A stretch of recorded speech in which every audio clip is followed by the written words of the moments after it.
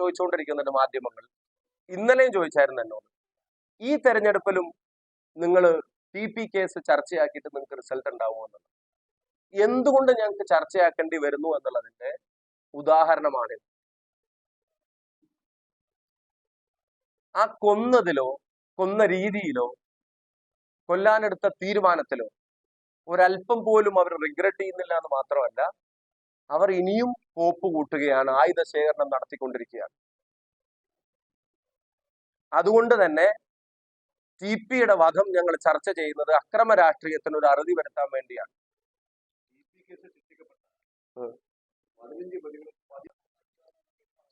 ജനങ്ങളെ വിഡ്ഢിയാക്കരുത്. ജനങ്ങളെ സാമാന്യ ബുദ്ധിയെ ചോദ്യം ചെയ്യുന്നതിന് ഒരു പരിധി വെക്കണം CPI. ഈ റെക്കോർഡഡ് മറുപടി ഒന്ന് ഒഴിവാക്കിയിട്ട് കുറച്ചും കൂടെ സത്യസന്ധമായി ജനങ്ങളെ അപ്രോച്ച് ചെയ്യാൻ തയ്യാറാവണം.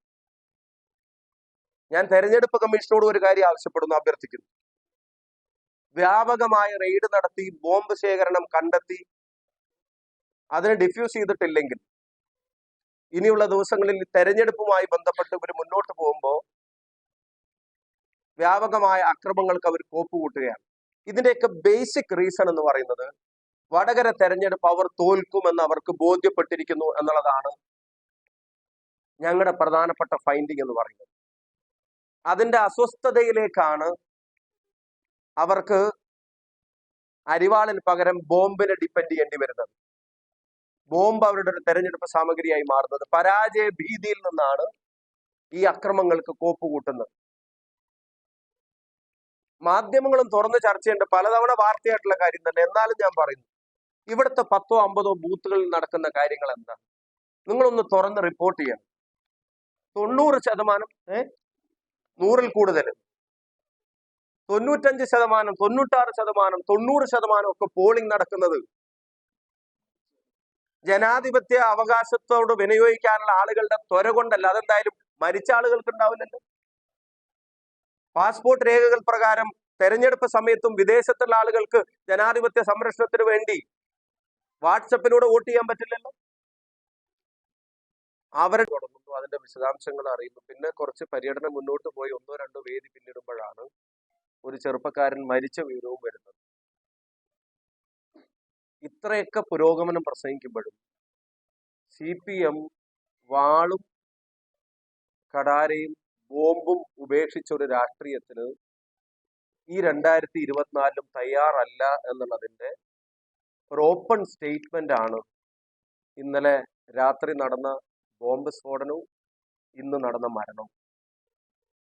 ബോംബ് നിർമ്മിക്കുന്നതിനിടയിൽ കയ്യിലിരുന്ന് പൊട്ടിയിട്ടാണ് ഇത് ഉണ്ടായത് എന്നുള്ളത് FIR ഉൾപ്പെടെ വന്നു കഴിഞ്ഞു. CPIMന്റെ ഉന്നത നേതൃത്വത്തോട് ചോദിക്കാനുള്ളത്, ഒരു തെരഞ്ഞെടുപ്പിന് 3 ആഴ്ച മാത്രം ബാക്കി നിൽക്കെ നിങ്ങൾക്ക് ഇപ്പൊ എന്തിനാണ് ബോംബ്? ഈ തെരഞ്ഞെടുപ്പിൽ ബോംബ് വെച്ച് എന്ത് സ്വാധീനമാണ് നിങ്ങൾ ഉണ്ടാക്കാൻ ശ്രമിക്കുന്നത്? പോസ്റ്ററോ, കൊടിയോ, ഫ്ലെക്സോ, അനൗൺസ്മെന്റോ, സ്റ്റേജോ, സമ്മേളനമോ, പൊതുയോഗമോ, പദയാത്രയോ, റോഡ് ഷോയോ, ഇതൊക്കെ തെരഞ്ഞെടുപ്പ് സാമഗ്രികളായി ഞങ്ങൾ കണക്കാക്കാം. ഞങ്ങളുടെ ഫ്ലെക്സ് ബോർഡുകൾ വെട്ടുന്നതും തലവെട്ടി പറമ്പിലിടുന്നതും ഞങ്ങൾ ക്ഷമിക്കാം. എവിടെയെങ്കിലും ഞങ്ങൾ ഉത്സവത്തിന് പോയി തിരിച്ചു വരുമ്പോൾ സംഘടിച്ച് നിന്ന് ചെമ്പട മുദ്രാവാക്യം വിളിക്കുന്നതും ഞങ്ങൾ വിടാം. പക്ഷെ ബോംബ് എങ്ങനെയാണ് നിങ്ങളുടെ ഒരു തെരഞ്ഞെടുപ്പ് സാമഗ്രിയായി നിങ്ങൾ കൊണ്ടു നടക്കുന്നത് എന്നുള്ളത് കേരളീയ പൊതുസമൂഹത്തോട് നിങ്ങൾ മറുപടി പറയണം. എന്തിനാണ് തെരഞ്ഞെടുപ്പിൽ ബോംബ്? ഇപ്പൊ ആ ബോംബ് അവിടെ കയ്യിലിരുന്ന് പൊട്ടിയിട്ടില്ലായിരുന്നെങ്കിൽ അത് ആർക്കെതിരെ ഉപയോഗിക്കുമായിരുന്നു? ആരായിരുന്നു നിങ്ങളുടെ ലക്ഷ്യം? ഞങ്ങളുടെ പ്രവർത്തകരാണോ? ഞങ്ങളുടെ നേതാക്കന്മാരാണോ? ഞങ്ങളുടെ തെരഞ്ഞെടുപ്പ് പ്രചരണമാണോ? എന്തായിരുന്നു നിങ്ങളുടെ ലക്ഷ്യം? ബോംബ് ഉണ്ടാക്കിയിട്ട് എന്തായാലും ബാങ്കിൽ ഇട്ടിട്ട് ഫിക്സഡ് ഡെപ്പോസിറ്റ് പോലെ ഇട്ടിട്ട് അതിൽ നിന്ന് പലിശ വാങ്ങി തിന്നാനൊന്നും പറ്റില്ലല്ലോ. അത് ആർക്കെങ്കിലും എതിരെറിഞ്ഞ് പൊട്ടിക്കുക തന്നെ വേണമല്ലോ. അപ്പൊ എന്ത് കാര്യത്തിനാണ് ഈ ബോംബ് ഉണ്ടാക്കാനുള്ള നിർദ്ദേശം പാർട്ടി കൊടുത്തത്? ഈ സ്ഫോടനം നടന്ന പ്രദേശങ്ങളും അതിന്റെ പരിസര പ്രദേശങ്ങളിലുമായി നാളെ ഞങ്ങളുടെ പര്യടനം വെച്ചിരിക്കുകയായിരുന്നു. ഞങ്ങളുടെ സ്ഥാനാർത്ഥി പര്യടനം വെച്ചിരിക്കുക. അതിന്റെ കിലോമീറ്റർ മാത്രം അകലെ, 1 1.5 കിലോമീറ്റർ, 2 കിലോമീറ്ററിന്റെ അകത്ത് സമാപനവുമായിട്ട് ബന്ധപ്പെട്ട പോയിന്റുമായിട്ട് ബന്ധപ്പെട്ട പ്രദേശത്തൊക്കെയാണ് ഈ സ്ഫോടനം നടക്കുന്നത്. അവ CPIM പതിവ് ഞങ്ങൾക്ക് ബന്ധമില്ല നാടകം ഒഴിവാക്കി. സത്യസന്ധമായി ജനങ്ങളെ അഭിമുഖീകരിക്കാൻ തയ്യാറാവണം. എന്തിനായിരുന്നു നിങ്ങൾ ബോംബുണ്ടാക്കാൻ നിർദ്ദേശം കൊടുത്തത്? ആരെയായിരുന്നു നിങ്ങൾ അതുകൊണ്ട് അപായപ്പെടുത്താനോ ആക്രമിക്കാനോ തീരുമാനിച്ചത്? എന്നായിരുന്നു നിങ്ങൾ അത് ഉപയോഗിക്കാൻ തീരുമാനിച്ചത്? നിങ്ങളുടെ തെരഞ്ഞെടുപ്പ് സാമഗ്രികളിൽ ഇപ്പോഴും ബോംബ് ഒരു പ്രധാനപ്പെട്ട ഐറ്റം തന്നെയാണ് എന്നുള്ളത് നിങ്ങൾ അംഗീകരിക്കുകയാണ്. പിന്നെ ഈ പ്രതികൾ അവരുടെ പൊളിറ്റിക്കൽ ബന്ധങ്ങളെ അതീവ ഗൗരവത്തിലെടുക്കണം. ഇത്തരം ക്രിമിനലുകൾക്ക് ലെജിറ്റമസി കൊടുക്കുന്നത് CPM നേതൃത്വം അറിവോടെയാണ്.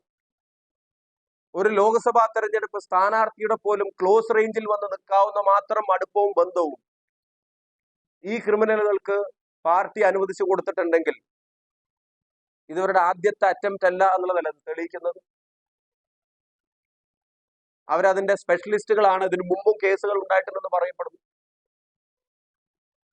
ഞാൻ ഒരു കാര്യം ബഹുമാനപ്പെട്ട CPM നേതൃത്വത്തോട് പറയുന്നു, വടകരയിലെ പ്രിയങ്കരായ ജനങ്ങളോടും പറയുന്നു, കരുതലും സ്നേഹവും ഒന്നും ഫ്ലെക്സിലും പോസ്റ്ററിലും അച്ചടിച്ചു വെക്കാൻ മാത്രമുള്ള വാക്കുകളല്ല. അതിന്റെ അല്പമെങ്കിലും പ്രതിദാനം ചെയ്യുന്ന പ്രദേശത്തെ ജനങ്ങളോട് കാണിക്കാൻ ഇവർ തയ്യാറാവണമെന്ന് വിനീതമായിട്ട് അഭ്യർത്ഥിക്കുക. ഒരു ന്യായീകരണവും ഇല്ലാത്ത, ഒരു തരത്തിലും ജസ്റ്റിഫൈ ചെയ്യാൻ കഴിയാത്ത ഒരു ഇൻസിഡന്റ് ആണ് നടന്നിട്ടുള്ളത്. നേതാക്കന്മാരെ, പാർട്ടി ആചാര്യന്മാരെ, ബുദ്ധിജീവികളെയൊക്കെ സൃഷ്ടിച്ചിരുന്ന ഒരു കാലത്ത്, അങ്ങനെ ആളുകളെ അബ്രിങ്ങിങ് പറയപ്പെട്ടിരുന്ന ഒരു കാലത്തുനിന്ന് പകരം ഇപ്പത്തെ അബ്രിങ്ങിങ് മുഴുവൻ കൊടിസുനിമാരിലേക്കാണ്.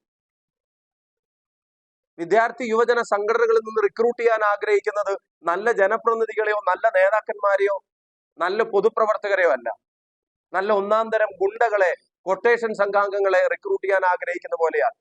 കാരണം ഈ ക്രിമിനലുകളെയൊക്കെ ചിത്രങ്ങൾ എടുത്ത് പരിശോധിക്കുമ്പോൾ ഇവരെ തോളിൽ കൈയിട്ട് നിൽക്കുന്നതും ഇവരെ കൂടെ ചേർന്ന് നിൽക്കുന്നതും ആരുടെയൊക്കെ കൂടെയാണെന്നുള്ളത് നിങ്ങൾ നോക്കണം. ഈ ചിത്രങ്ങൾ മുഴുവൻ നിങ്ങൾ പരിശോധിക്കുക. ഇതിനകം തന്നെ നിങ്ങൾ കണ്ടു കഴിഞ്ഞു ഇത് ആരെ കൂടിയാ ഈ നിൽക്കുന്നത്. ഇടവും വലവും തോളിൽ കൈയിട്ട് നിൽക്കുന്നത് ആരെ കൂടിയാ? എന്ത് മോട്ടിവേഷനും മൊറയിലുമാണ് ഇത്തരത്തിലുള്ള ആളുകൾ CPM-ന്റെ DYFI-യുടെ ഒക്കെ താഴെത്തട്ടിൽ പ്രവർത്തിക്കുന്ന ആളുകൾക്ക് കൊടുക്കുന്നത്? ദയവീതി നാടിന്റെ സമാധാനം ഇനിയും കെടുത്തരുത്. ഇപ്പൊ തന്നെ കണ്ണീരിലാണ്ടുപോയ ഒരുപാട് കുടുംബങ്ങളുണ്ട്, ഒരുപാട് അമ്മമാരുണ്ട്.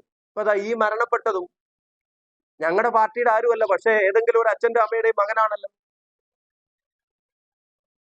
ഈ ചെറുപ്പക്കാരെ കൊണ്ട് ഈ പണി ചെയ്യിപ്പിക്കുന്നത് CPM നേതൃത്വം ഒന്ന് നിർത്തണം.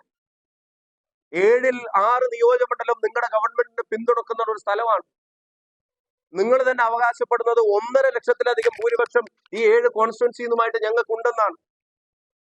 അങ്ങനെയുള്ള ഒരു സ്ഥലത്ത് ഇനി ബോംബ് ഉണ്ടാക്കിയിട്ട് നിങ്ങൾ ഫർദർ നേടാൻ ആഗ്രഹിക്കുന്നത് എന്താ? എന്നാൽ മറ്റു നടപടികൾ ഉണ്ടായില്ല എന്ന് വന്ന ഒരു വാർത്തയാണ്.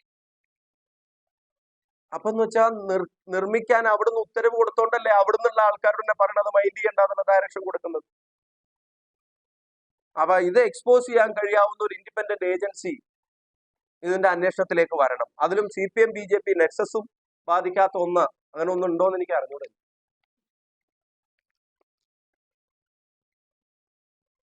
ഉപതെരഞ്ഞെടുപ്പ് നടക്കുമ്പോൾ ഞങ്ങൾ അങ്ങനെ ചെയ്യുള്ളൂ. അവരിൽ ചില ആളുകൾ ഇതിലപ്പുറം ചെയ്യും. എല്ലാ CPM പ്രവർത്തകരെ അല്ല ഞാൻ പറയും. അവരിൽ ചില ആളുകൾ ഇതിലപ്പുറം ചെയ്യും. അവർക്ക് ഇത് ഓരോന്നും അവസരമാണ്. പിന്നെ രണ്ടാമത് ഇത് നിർമ്മിച്ചുകൊണ്ടിരിക്കുമ്പോൾ പൊട്ടിപ്പോയതാ. എന്നാ ഒരാൾ രക്തസാക്ഷി ആവട്ടെ എന്ന് വിചാരിച്ചിട്ട് അവർ പൊട്ടിച്ചതല്ല, അപകടം പറ്റിപ്പോയതാ. ഇല്ലെങ്കിൽ ഞങ്ങളുടെ ആരെങ്കിലും നേരത്തെ വരേണ്ട സാധനമാണ്. അപ്പൊ അവര് ചെയ്യും.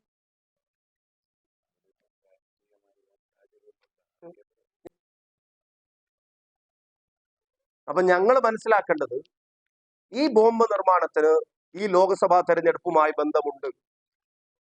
ഇത് ഈ തെരഞ്ഞെടുപ്പിനെ ഉദ്ദേശിച്ചും ഈ തെരഞ്ഞെടുപ്പിൽ ഉപയോഗിക്കാൻ വേണ്ടി മാത്രം ഉണ്ടാക്കിയതാണ് എന്നുള്ള കാര്യത്തിന് ഞങ്ങൾക്ക് സംശയങ്ങൾ ഏതുമില്ല. അത് കേരളീയ പൊതുസമൂഹത്തിന് ഉണ്ടാവില്ല. അതുകൊണ്ട് ആർക്കെതിരെയാണ് ഇത്, എവിടെയാണ് ഇത്, എങ്ങനെയാണ് എന്നുള്ളത്, കാരണം കൂടുതൽ ആളുകൾ ഈ സംഘത്തിൽ ഉണ്ടായിരുന്നു എന്നുള്ളതാണ്. ഇത് കേരള പോലീസ് അന്വേഷിച്ചാൽ ഇതിന്റെ സത്യാവസ്ഥ പുറത്തു വരുമെന്നുള്ള കാര്യത്തിൽ ഞങ്ങൾക്ക് സംശയങ്ങളുണ്ട്. ഇപ്പൊ തന്നെ ക്രൈംബ്രാഞ്ചിന്റെ റിപ്പോർട്ട് ഉണ്ടായിരുന്നു എന്ന് പറയപ്പെടുന്നു. ചില വാർത്തകൾ ഞാൻ ആ തരത്തിൽ കണ്ടു. ബോംബ് നിർമ്മാണത്തെ സംബന്ധിച്ച് ക്രൈംബ്രാഞ്ചിന്റെ റിപ്പോർട്ടുകൾ, സ്പെഷ്യൽ ബ്രാഞ്ചിന്റെ ക്ഷമിക്കണം, സ്പെഷ്യൽ ബ്രാഞ്ചിന്റെ റിപ്പോർട്ടുകൾ ഉണ്ടായിരുന്നു എന്ന് പറയപ്പെടുന്നു. എന്തുകൊണ്ട് ഇത് ഗൗരവത്തിലെടുത്തില്ല എന്ന് വെച്ചാൽ പാർട്ടി നേതൃത്വവും ഭരണ സംവിധാനങ്ങളും അറിഞ്ഞ് അതിനെ എൻകറേജ് ചെയ്യാൻ തീരുമാനിച്ചത് കൊണ്ടാണല്ലോ ഇതിനൊന്ന് റെയ്ഡ് ചെയ്യാത്തത്. ഈ സ്ഥലങ്ങളൊക്കെ ഒന്ന് റെയ്ഡ് ചെയ്തിട്ട് ലോക്സഭാ തെരഞ്ഞെടുപ്പ് വരെയല്ലേ, സമാധാനം ആഗ്രഹിക്കുന്നവരാണെങ്കിൽ അതല്ലേ ചെയ്യേണ്ടത്. അതവർ ചെയ്യുന്നില്ല. അവിടെ സന്ദർശിക്കാൻ ചെന്ന കോൺഗ്രസ് നേതാക്കന്മാരെ പോലീസ് ഉൾപ്പെടെ തടയുക. പോലീസ് സൈറ്റിന് പ്രൊട്ടക്ഷൻ കൊടുക്കുന്നത് കോൺഗ്രസ് നേതാക്കന്മാരിൽ നിന്നാ. നാട്ടിലെ ജനങ്ങൾക്ക് ബോംബെന്നും ഇത്തരം ക്രിമിനലുകളിൽ നിന്നും പ്രൊട്ടക്ഷൻ കൊടുക്കാൻ കഴിയാത്തവർ സംഭവിച്ച ശേഷം അവിടെ വന്നിട്ട് വലിയ ഫോഴ്സ് ആയിട്ട് അവിടെ മാറി നിൽക്കുക. ഇവിടെ അടുത്താണല്ലോ കഴിഞ്ഞ ഒരു വർഷത്തിന് മുമ്പോ 2 വർഷത്തിന് മുമ്പ് 2020 ശേഷം രമിത്ത് എന്ന് പറയുന്ന TP വധക്കേസിലെ 24-ാം പ്രതിയുടെ 2 കൈയും അറ്റുപോയ ചിത്രം നിങ്ങളെല്ലാരും കണ്ടതല്ലേ, ഓരോരുത്തരോട് റോഡ്. അപ്പൊ ഒരു തെരഞ്ഞെടുപ്പ് സാമഗ്രിയായിട്ട് അവര് ബോംബിനെ നിലനിർത്തുക. എന്നിട്ട് ജനാധിപത്യം പ്രസംഗിച്ചിട്ട് കാര്യമുണ്ടോ? കരുതലിന്റെ പോസ്റ്റർ അച്ചടിച്ചിട്ട് കാര്യമുണ്ടോ? ഇപ്പം മത്സരിക്കുന്ന സ്ഥാനാർത്ഥിയുടെ ക്ലോസ് റേഞ്ചിൽ പോലും തൊട്ടടുത്ത് വന്ന് നിൽക്കാവുന്ന, ഞാനൊരു ചിത്രം കൊണ്ട് മാത്രം ഒരാൾ അളക്കുന്ന ഒരാളല്ല, അതുകൊണ്ട് പറയുന്നതുമല്ല. പക്ഷെ ഇത്തരം ക്രിമിനൽ ബാക്ക്ഗ്രൗണ്ട് ഉള്ള, കണ്ടിന്യൂസ് ക്രിമിനൽ ബാക്ക്ഗ്രൗണ്ട് ഉള്ള, ഇത് ആദ്യത്തെ ഇൻസിഡന്റോ ആദ്യത്തെ കേസോ അല്ല, ഇത്തരം എക്സ്പേർട്ടുകളെ, ക്രൈം എക്സ്പേർട്ടുകളെ കൂടെ ചേർത്ത് നിർത്തി ഇവരുടെയൊക്കെ അടുത്ത് വരാൻ മാത്രം, ക്ലോസ് റേഞ്ചിൽ വരാൻ മാത്രം സ്വാധീനം അവർക്ക് എന്താ പാർട്ടിയിൽ? ഇനി ഒറ്റ വാചകം കൂടെ പറഞ്ഞ് ഞാൻ അവസാനിപ്പിക്കുന്നു. CPIM-ന്റെ പ്രവർത്തകരോടാണ്, നിങ്ങൾക്ക് ആർജവമുണ്ടെങ്കിൽ നിങ്ങളുടെ നേതാക്കന്മാരോട് നിങ്ങൾ ചോദ്യം ചെയ്യണം. നിങ്ങൾ ചോദിക്കണം, നിങ്ങൾക്ക് ആർജവം ഉണ്ടെങ്കിൽ. നിങ്ങളും ചോര നീരാക്കി അധ്വാനിക്കുന്നതും പോസ്റ്റർ ഒട്ടിക്കുന്നതും റോഡ് ഷോ നടത്തുന്നതും പ്രകടനം വിളിക്കുന്നതും സ്ഥാനാർത്ഥി പര്യടനം നടത്തുന്നതൊക്കെ ഞാനും കാണുന്നുണ്ട്. ആ കാണുന്നതിന്റെ ഇടക്ക് നിങ്ങളെ കൊണ്ട് റോട്ടിൽ പണിയെടുപ്പിക്കാൻ വിട്ടിട്ട് നിങ്ങളുടെ ഉന്നത നേതൃത്വം അപ്പുറത്തിരുന്നിട്ട് ക്രിമിനലുകളെ കൊണ്ട് ബോംബുണ്ടാക്കിച്ചിട്ട് നിങ്ങളുടെ ഈ അധ്വാനത്തിന് പോലും വിലയില്ലാതാക്കുന്ന ഒരു സാഹചര്യം സൃഷ്ടിക്കുന്നതിനെ ഇനിയെങ്കിലും ചോദ്യം ചെയ്യാൻ നിങ്ങൾ തയ്യാറാവണം. നേരിട്ട് ചോദ്യം ചെയ്യാൻ നിങ്ങൾക്ക് ആർജവമില്ലെങ്കിൽ ഞാൻ പറയുന്നു, വോട്ടിന് ബോംബിനെക്കാളും വെട്ടിനെക്കാളും കരുത്തുണ്ടെന്ന് CPM-ന്റെ ക്രിമിനൽ നേതൃത്വത്തിന് തിരിച്ചറിയുന്ന ഒരു തെരഞ്ഞെടുപ്പായി ഈ തെരഞ്ഞെടുപ്പിനെയും മാറ്റണമെന്ന് നിങ്ങളോടും അഭ്യർത്ഥിക്കുക. അത് ഞങ്ങൾക്ക് ജയിക്കാൻ വേണ്ടി മാത്രമുള്ള ഒരു അഭ്യർത്ഥനയായിട്ട് കാണണ്ട, നാടിന്റെ സമാധാനത്തിന് വേണ്ടിയാണ്. മറ്റിൽ അറിയാതെ പോലും നിങ്ങളുടെ ഒരു വോട്ട് കാസ്റ്റ് ചെയ്യപ്പെടരുത്. നിങ്ങൾ രേഖപ്പെടുത്തുന്ന ഒരു വോട്ടിന് ഈ ക്രിമിനൽ സംഘത്തിന് കൊടുക്കുന്ന പിന്തുണയുടെ ഒരംശം പോലും ഉണ്ടാവരുത് എന്നുള്ള നിർബന്ധ ബുദ്ധി വടകരയിലെ ജനാധിപത്യ സമൂഹം കാണിക്കണമെന്ന് വിനീതമായിട്ട് അഭ്യർത്ഥിക്കുന്നു. വടകരയിലെ സ്ത്രീ സമൂഹത്തോട് ഞങ്ങൾ അഭ്യർത്ഥിക്കുന്നു, ഞങ്ങൾക്ക് ബന്ധമില്ല എന്ന പതിവ് പല്ലവി ദേവി ഇത് വിശ്വസിച്ചു പോകരുത്.